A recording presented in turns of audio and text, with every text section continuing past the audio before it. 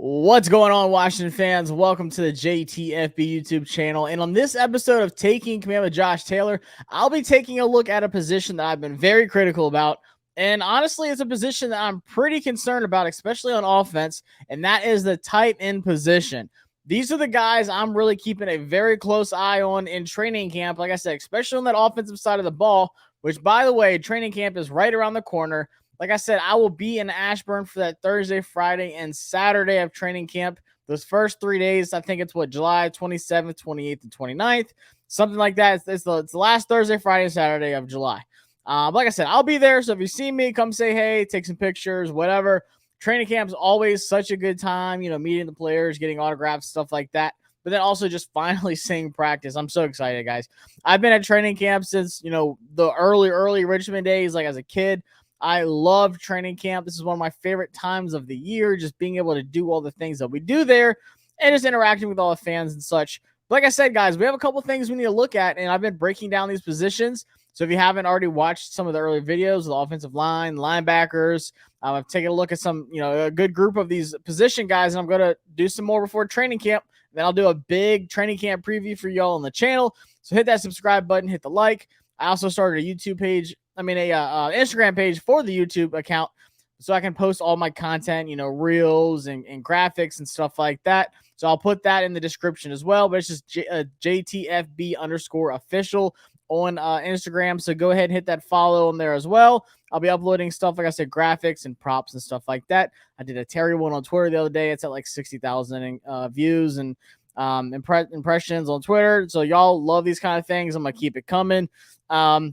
But like I said, this tight end group, we were excited. I'll start off with the biggest loss, which was Armani Rogers. Starting out, we didn't see a lot out of him last year, but we really saw what could possibly be there with Rogers. And then, of course, he gets hurt before, really training camp even starts. He's likely out for the entire season, it seems like. So that's a big loss right there because we wanted to see what Rogers really had in the tank and really see what he could do with Eric Bieniemy. But it's just he had such his upside that was really intriguing, really athletic. He's kind of up there with Cole Turner with some of the flashy tight ends in the tight end room. But we get Logan Thomas. They say he's 100% healthy. They say he's been looking good in camp. I'll take that with a grain of salt. What I saw out of Logan Thomas last year was pretty concerning. Just seeing how he ran his routes, how stiff he was. I'm gonna take a look at the numbers on PFF. I'm gonna look at Logan Thomas, John Bates, and then just a very, very little bit of Cole Turner. It wasn't a lot of Cole Turner because of his injuries and stuff like that. Just really didn't see any targets after week 11, I want to say. But what I saw out of this tight end group last year was concerning to me because I saw a Logan Thomas that wasn't the Logan Thomas we knew. The red zone threat, the guy who was picking up big third downs. He had some, key plays in the season last year, but his pass blocking rate really dropped a good bit last year. His hands were good. Like, he didn't have as many drops as he did in the previous years. I want to say like the last 2 or 3 years, he had his best, drop percentage, but it just didn't seem like the same Logan Thomas getting in and out of his breaks, trying to get that separation. It just wasn't there. He wasn't able to go up and get some of these passes like he has been in the past. What was that game like 2 years back? The Eagles, that touchdown in the end zone where he full extension just leapt up in the air and came down with it. Like, those are the Logan Thomas plays I really want to see. And, there's a lot of guys hyping up John Bates. The coaching staff says they love what they see out of him. Position coach says he loves what he sees out of John Bates. I personally, and I, nothing against him. I just personally, when I saw that, I remember when this pick happened, I was like, man, I'm just so confused. Like, that's not really the tight end like I really want. But they said he's a perfect mix of, receiving tight end and a blocking tight end. And then with Cole Turner, I love Cole Turner. Cole Turner is one of my favorites. Personality-wise, he's just a really cool guy. He's a dude I talked to a good bit at the Senior Bowl before we even drafted him. And I told him, I was like, man, I have a video of it. I was like, you're a great, downfield receiving threat. Like, Washington could really use that guy like you. And he was like, dude, I would love that. And sure enough, we ended up drafting him. So these tight ends, the tight end room just, in my opinion, has so much, different players, different calibers of players, different styles. That's the one thing I really think of when I look at this tight end room. So many different styles to this tight end room. So let me pull up PFF. I'm going to talk about some numbers. Like I said, I'm not going to just ramble on about what I think about the position group. I'm going to show y'all some numbers and say, hey, this is what Washington was really working with last year. And as you zoom in, Logan Thomas, and that's one thing to consider as well. Washington has one of the biggest tight end rooms in the NFL, 6'6", 250 for Logan Thomas. The former quarterback, we know his whole story, transitioned to tight end, 57 targets last year, which was tied for 21st at his position in the NFL last year. He had 39 receptions for only 323 yards and 1 touchdown. I want to say as a whole group, all 4 tight ends had a combined 518 yards and only 2 touchdowns last year. Those are numbers that have to be better. And yes, you can account, now you have hopefully Sam Howell, a consistent quarterback, one for the entire season. But now you have Eric Bieniemy, who he came with one of the best, if not the best tight end of all time with Travis Kelce, just working with him. I'm not saying he's going to turn one of these guys into Travis Kelce, but he's going to be able to look at these skill sets of Logan Thomas, John Bates, and Cole Turner and say, this is what I need to do with these guys to get the most out of them.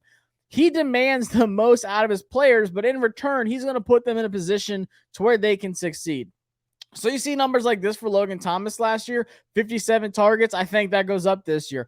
39 receptions, that goes up this year. 323 yards and 1 touchdown. Those numbers have to go up this year. And I really think under Eric Bieniemy and with Sam Howell at quarterback, those numbers will go up. So you look at the grading. Like I said, only 2 drops last year, only 1 receiving touchdown, 8.3 yards per reception, not terrible numbers. Logan Thomas isn't known for blowing the top off of the defense like Cole Turner is, who had the most touchdowns in all of college football, by the way, his last year at Nevada. He had like 10, something ridiculous. So it's just, I just want to see an increase in these numbers. And I think having that full off season, being able to get healthy, we just didn't see the healthiest version of Logan Thomas last year. And honestly, if you look at the week by week numbers and more of the season breakdowns, that's where you really get to see like more of the tail of the tape. That's what I like about these breakdowns on PFF. I don't take everything that PFF says and like, oh, he graded bad, he must be a terrible player. No, I use PFF as a tool to go back and watch these games and say, okay, what went wrong? What was the context of this game? How come Logan Thomas, had a 31.5 grade against the Giants week 15? What happened? Was it an away game? What was the weather like? Who was quarterbacking? How many times, was he banged up? Did anything happen in the game to where Logan Thomas looked bad? So if you look at his grading, honestly, receiving wise, his only really good one was against Houston. Other than that, it's just hit or miss. But I will say, once again, his drop grading was really good. I think he had no fumbles on the season. I'll have to double check. I want to say he had no fumbles and only those 2 drops in the entire season. Pass blocking was hit or miss. But this is the thing I noticed. And I remember watching these games. It's just straight graved into my mind right now. The Detroit game, Aiden Hutchinson was eating him up. Dallas, of course, he has Micah Parsons coming his way. Houston, I don't know what the heck happened there. Atlanta, same thing. Giants, Kayvon Thibodeau, they have a good D-line. Same with Minnesota, a good D-line. It's just against top tier, pass rushers on the outside when Logan Thomas is asked to be in line, which he is a good bit, I'll say. It's a glaring need that he needed to be better at the pass blocking. And I get it. He had that knee injury. You're not setting your anchors the way you should be in line. You're not as strong on that leg as you were the past years.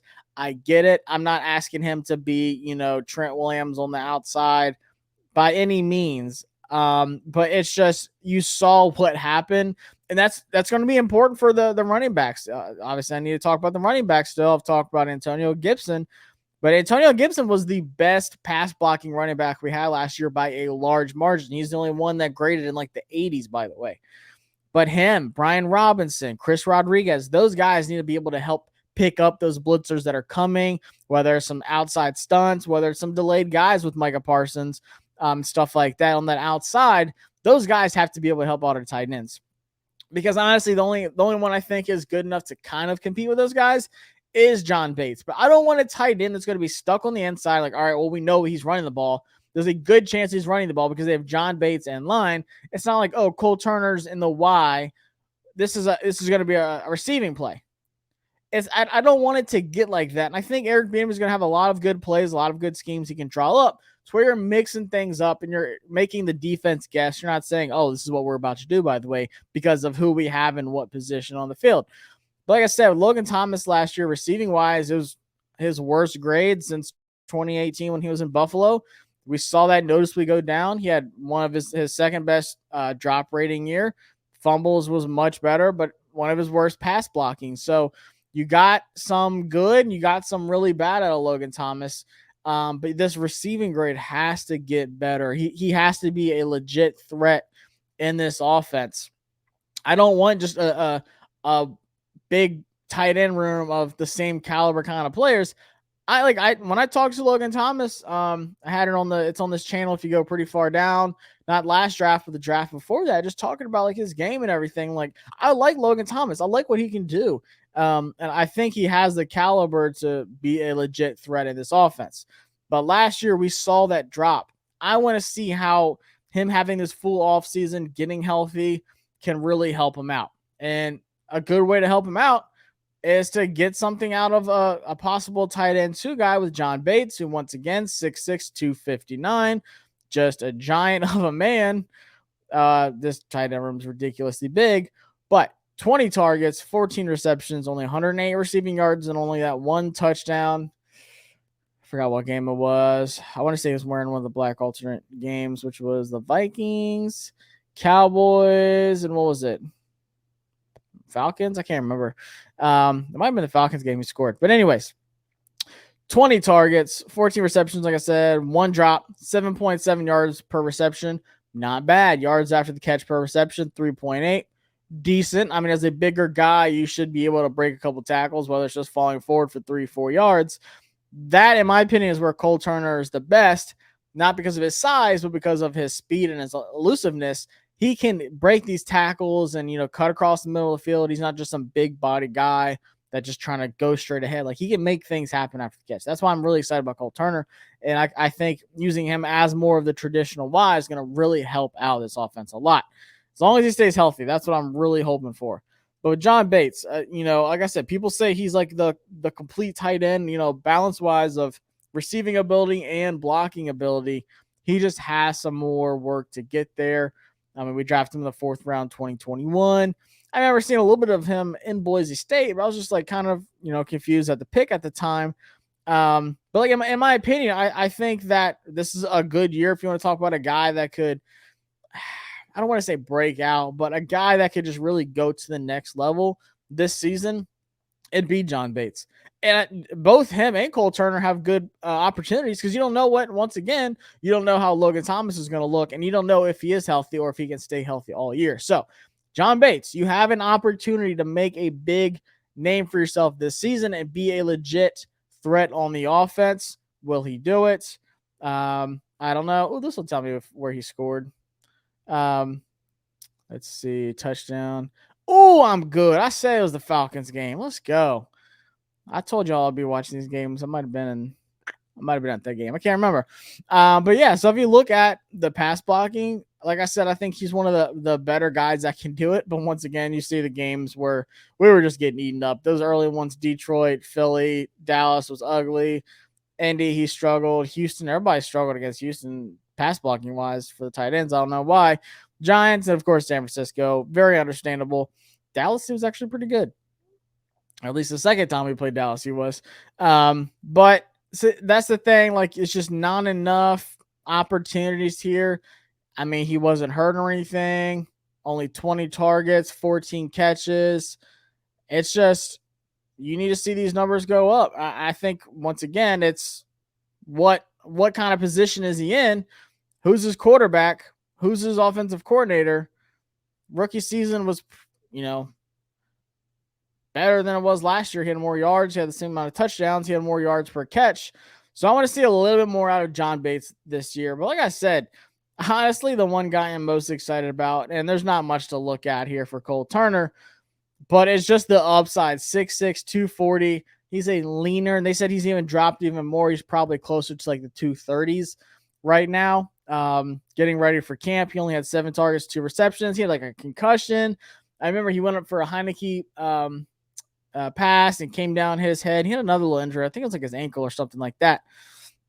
But nonetheless, like I'm really excited to see what Cole Turner can do. I think once again, if there's someone that can really benefit having Eric Bieniemy in this offense this season, I think number one is Antonio Gibson, and I talked about it in the little video I did, the reel I dropped. There's the short here on YouTube as well, so watch that of why I'm super high on Antonio Gibson this year. But I think outside of AAG, the second player on offense that really benefits from Eric Bieniemy, in my opinion, is Cole Turner, because of what he can do in the passing game and how creative Eric Bieniemy gets in the receiving game. Once again, with what he's going to do with Antonio Gibson, like he did with Jerick McKinnon, who had 9 receiving touchdowns last year for the Chiefs. But also, like I said, I know he had Travis Kelce, and Travis Kelce is probably, in my opinion, he's the best to ever do it. Him, Tony Gonzalez, Antonio Gates, like he's up there. Like I think he's the best. I don't think it's close either. I think Kelce is clearly the best. But what he was able to do, drawing things up and just the smart plays, like we know how good they are. But you remember watching these Chiefs games last year, like, what are they doing? Like these crazy plays that he draws up with Pat Mahomes and Travis Kelce, like things you would never think of. You're like, that was the craziest thing I've ever seen in my life. And it worked out to perfection. They scored easily. They just make people look stupid. They make defenses look like they've never played defense before. So that's what really excites me, is the schemes and the plays and just the different things that Eric Bieniemy can really draw up with Cole Turner. Like I said, I think both him and John Bates are in a good position this year to really make a name for themselves. Am I still concerned about the position? Yes. I want to see more. I want to see more production out of, first off, Logan Thomas, who is the leader of the locker room. He's the veteran, and rightfully so. I think he's the guy for the job. But I've got to see more numbers. I know numbers aren't everything, but production is just wasn't there for him last year. And on the field, he just looked uncomfortable. He looked stiff. I want to see Logan Thomas running those smooth routes again, going up that red zone threat. And I want to see guys like John Bates and Cole Turner step up. Like I said, Cole Turner really couldn't do much last year. He was injured, but John Bates got to step up. Cole Turner really just soak in everything Eric Bieniemy is teaching him and be in the position, be coachable, and just do what you can do. And I know he can be a legit threat. Like I said, he had 10 touchdowns in his last year at Nevada, which was the most in college football. And it was for a reason. It wasn't these little dink and dunk and plays. It was like just 9 routes from the slot, from that Y spot. It was just mossing guys. It was beautiful routes. It was, after the catch, being able to run and break tackles. That's what Cole Turner did so good. So let me know what y'all think. Are you concerned with the tight end group? And I'm going to drop a graphic on the Instagram account talking about the tight end group, and I want y'all's opinion on it. So go ahead and hit in the comments. Let me know what y'all think. Do you think that Logan Thomas is going to bounce back this year? Do you think Cole Turner is going to break out in this offense? Do you think we'll see more out of John Bates? And who do you think is going to lead the tight end room with receiving? And who do you think is going to have the most receiving touchdowns in the tight end room? That's what I'm dropping on Instagram with my graphic. Like I said, go ahead and hit that follow button on Instagram and subscribe to the channel, because there's going to be a ton of content coming up. Going to start slowly introducing some college football stuff and a little separate little segment of this channel. So if you watch college football, cool. You'll see a little playlist of just college football stuff, but I'll still be doing this and everything. But it's going to start adding some more content to the channel. Appreciate y'all staying and watching the video, and I'll see you on Ashburn. Peace.